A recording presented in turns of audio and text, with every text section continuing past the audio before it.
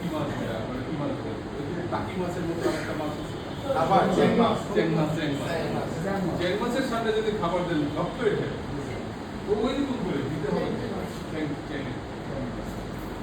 আপনাদের। আমি যদি প্রশ্ন করি যে স্যার আপনাদের জন্ম তারিখ কত, তাহলে আপনার সবাই বলতে পারবেন আপনার, তাই না? আপনি বলবেন যে আমার জন্ম তারিখ এত, আমার জন্ম তারিখ এত। প্রশ্ন এটা নয় আপনাদের মৃত্যু তারিখ কত,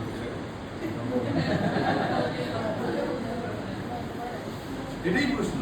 যে আমার জন্ম তারিখ আমি জানি না, বাট আমার মৃত্যু তারিখ কত। মৃত্যু তারিখ, এই জন্ম তারিখ আর মৃত্যু তারিখ আছে কিনা মানুষের? দুটোই আছে।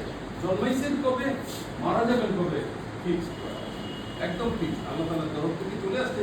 আমরা সবাই জানি যে আমি একদিন মারা যাবো, যেহেতু আমি জন্মেছি। তাহলে জন্ম আর মৃত্যু, এই জন্ম আর মৃত্যুর মাঝখানের সময়টাকে কি বলে? এই মাঝখানের সময়টাকে কি বলে? এই সময়টা হলো আপনার জীবন। কার জীবন? আমাদের জীবন। আমাদের জীবন। আমি জন্মেছি, আমি মারা যাবো, আর মাঝখানের সময়টা আমার জীবন। এই জীবনে আমি ভালো না মন্দ, আমার এই জীবনটা ভালো হবে না মন্দ হবে, এই জীবনটা আমার সুখের হবে না দুঃখের হবে, এই জীবনটা আমার আনন্দের হবে না কি এটা ব্যর্থতার সাগরে ডুবে যাবে, কোনটা হবে? এটা কার উপর নির্ভর করে? নিজেদের। আমরা নিজেরা যা দেখো সেটার উপরে নির্ভর করে যে আমার জীবন সুন্দর হবে না অসুন্দর হবে। জীবনের ইংরেজি কি? এই যে লাইফ দিয়ে কি হয় জানেন? লাইফের এর দিয়ে হলো লং। লং লং মানে কি? লম্বা। লম্বা কত লম্বা? আপনার জীবন কত হবে? 80 বছরের হতে পারে, 90 বছরের হতে পারে, আপনার জীবন 100 বছরের হতে পারে, 110 বছরের হতে পারে। আপনার জীবন কত লম্বা হবে? আমি 60 লিখি নাই, 70 লিখি নাই, কারণ আমি যে আবার মাঝে মাঝে হ্যাঁ এই জন্য ওইটা লিখি নাই।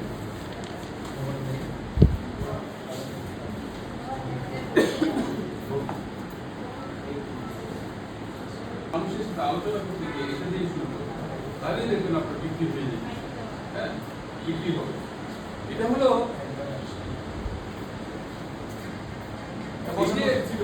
এই যে ভাই আপনি বসেন, খালি এসে বসেন, খালি থাকলে দেখতে খারাপ হবে। এই ছবিগুলো আমাকে দিয়ে দিয়ে কত লম্বা হবে জীবন একজন মানুষের? 80 বছর, 90 বছর, 100 বছর হতে পারে। আরেকটা হলো ইতে হলো ইভেন্ট। ইভেন্ট, ইভেন্ট, ইভেন্ট মানে হলো ঘটনা। আপনার জীবনে কি কি ঘটনা ঘটবে? আপনি 80 বছর বাঁচলেন, তার 80 বছর জীবনে আপনার কি ঘটনা ঘটবে যদি আপনি বেঁচে থাকেন? যদিটা কোনখানে? এই যে মাঝখানে, যদি আপনি বেঁচে থাকেন। এখন আসেন আমরা খুঁজে দেখি যে আমাদের জীবনে আসলে কি ঘটবে। আমি 64 বছরের জীবনে তো দেখতেছি আমি কি ঘটছে, তাই না? আপনারাও কিন্তু দেখবেন যে আপনাদের জীবনে কি ঘটছে। এখানে আমরা কিন্তু দেখি প্রথমেই আসবে কি, আমরা সবাই জন্ম নিব। হ্যাঁ, সবাই জন্ম নিব, সবাই বড় হব, তারপরে আমরা সবাই লেখাপড়া করছি, লেখাপড়া করবো, লেখাপড়া শেষ হলে কি হবে? চাকরি করব,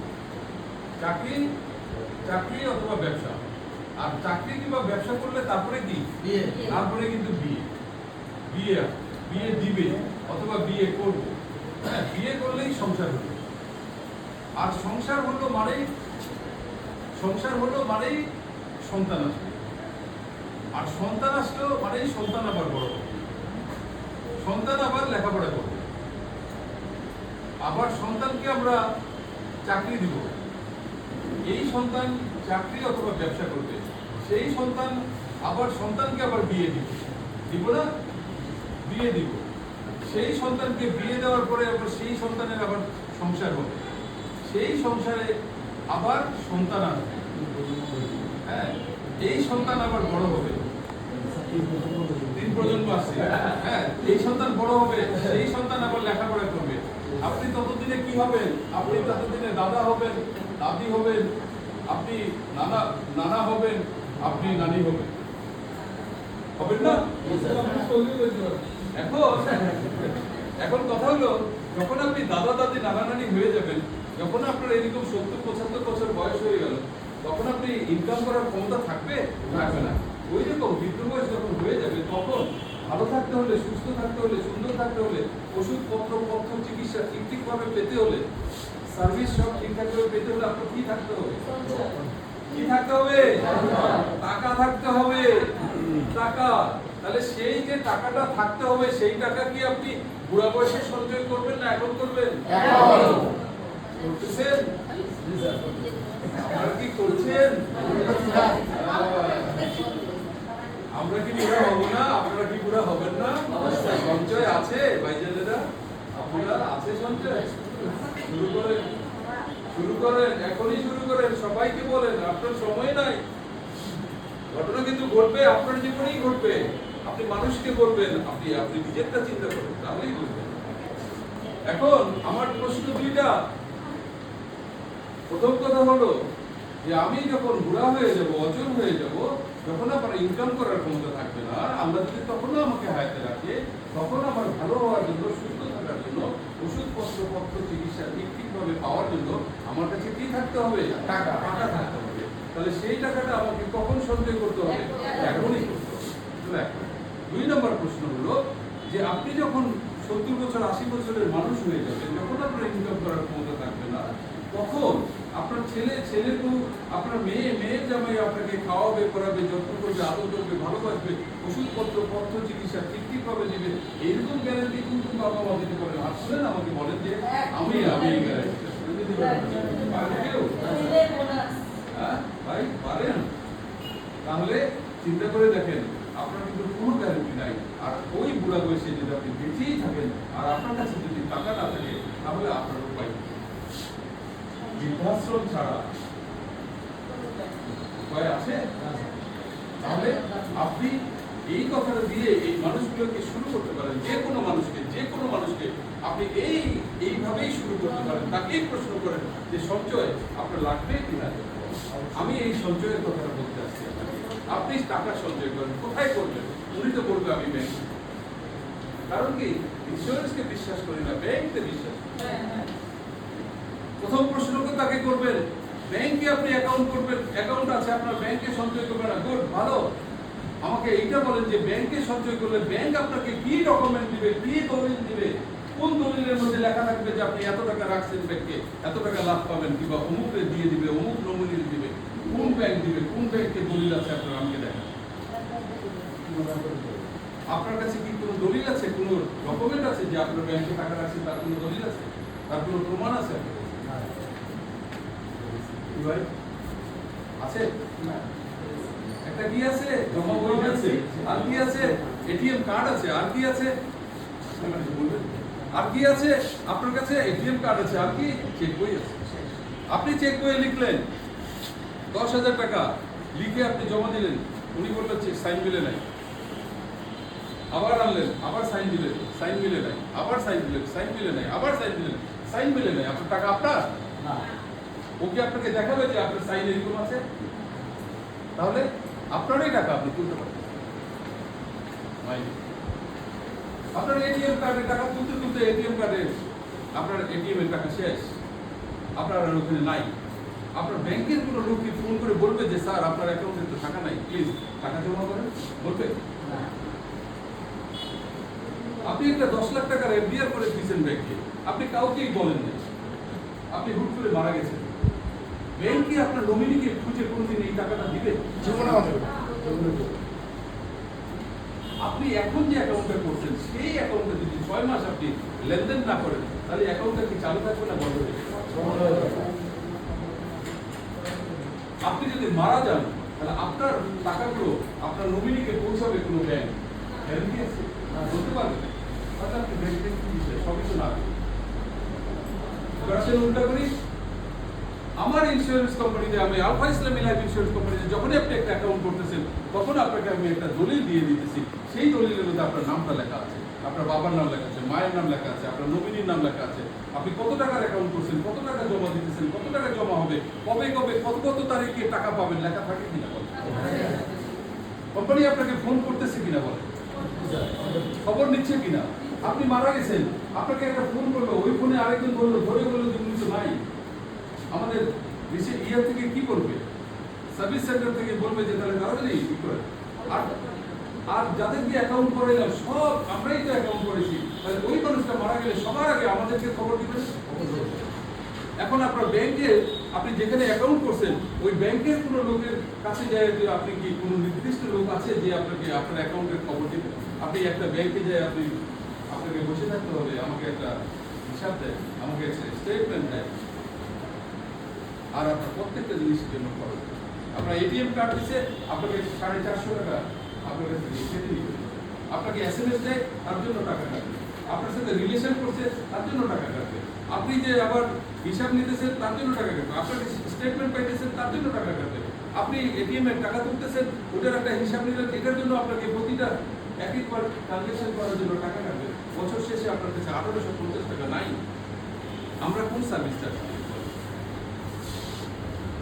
কোনো সার্ভিসেস নেই। তাহলে মানুষকে আপনি ব্যাংকের বিষয়ে বলেন পুরো, আপনি বলেন তো যে আপনার যে ব্যাংকের অ্যাকাউন্টে এত টাকা রাখছেন, ব্যাংকওয়ালারা কবে এসে আপনাকে একটা ক্যালেন্ডার দিয়ে গেছে?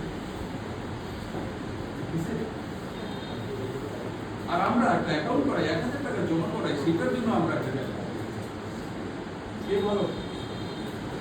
কে ভালো? সবার সেরা, সবার সেরা। ওই জায়গাটাতে এই জায়গাগুলো এটাকে গবেষণা করে, এটাকে চিন্তা করে যে আমরা কি করি, ওরা কি করে, ওদেরকে বিশ্বাস করবে কিন্তু আমাদেরকে বিশ্বাস কেন? ওই বিশ্বাসটা আমরা তৈরি করতে পারি না, আমরা ভেঙে দেবো। ভেঙে ফেলে বলেই আমাদেরকে বিশ্বাস, এবং আপনাকে ওই একজন বিশ্বাসী মানুষ তৈরি করে। এইখানে আপনি যদি আপনার তো হাতে তো লাখ লাখ টাকা নাই, আপনি তো 2000 টাকা 2000 টাকা কিংবা 4000 টাকা কিংবা 3000 টাকা এইভাবে করে তো আপনি জমা করবেন। মনে করেন আপনি বছরে 60,000 টাকা একটা অ্যাকাউন্টে সেভিংস করলেন, ব্যাংক আপনাকে কত পার্সেন্ট লাভ দিবে? সেভিংস অ্যাকাউন্টে কয় পার্সেন্ট? 4%, 5%, 8%, 9%, 10%। যদি আমি 10% ধরি তাহলে 60,000-এ আপনার 6,000 টাকা লাভ দিতে পারে। আর আপনি যদি আমার আলফাতে যদি অ্যাকাউন্ট করেন, বছরে যদি 5,000 টাকা করে মাসে রাখেন, 60,000 টাকা যদি জমা করেন, তাহলে কি হবে? আপনাকে আমি কমপক্ষে একটা 7 লক্ষ টাকার পলিসি দিতে পারবো। 7 লাখ টাকার পলিসি দিতে পারবো এক বছরে যদি আপনি 60,000 টাকা সেভিংস করেন। 5,000 টাকা করে মাসে যদি দেন, আমি 7 লাখ টাকার পলিসি দিতে পারবো। লাভ কত হবে? আমাদের 1,000 টাকার জন্য আমাদের এখন লাভের পরিমাণ কত? 50 টাকা। তাহলে এখানে 700,000 আছে না? তাহলে 700,000 গুণ 50, তাহলে কত হলো? 35,000 টাকা আমি আপনাকে লাভ দিব যদি আপনি আমার কোম্পানিতে বছরে 60,000 টাকা সেভিংস করেন। তাহলে আপনি ব্যাংকে সেভিংস করলে পাবেন হলো 6,000 টাকা, আপনি আলফাতে সেভিংস করলে পাবেন হলো 35,000 টাকা। বুঝছিস বেটার? কে ভালো?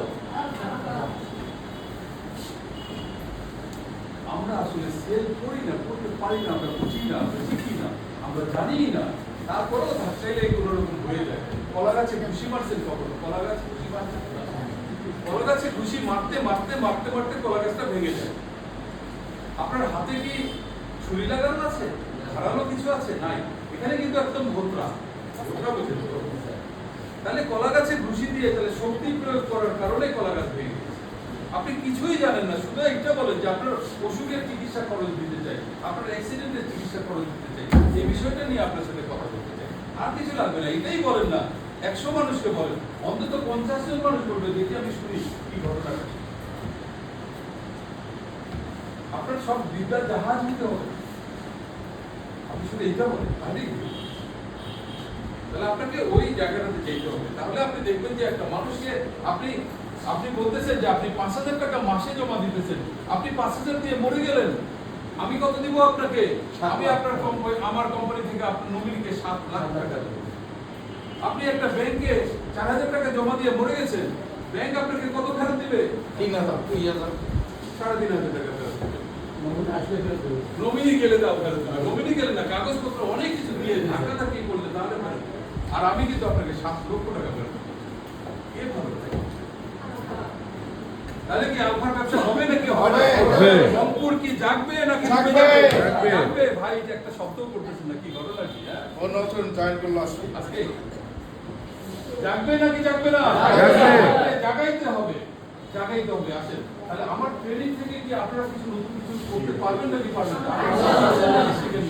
পারবেন তো? আগামী মাসে দরকার হলে আবার রাখবেন, আবার আসবো, আবার একটা নতুন করে শিখাই দিয়ে যাবো অনেক কিছু। আজকে আপনারা অনেক ক্লান্ত হয়ে গেছেন যদি আগামী মাসে ডাক হ্যাঁ?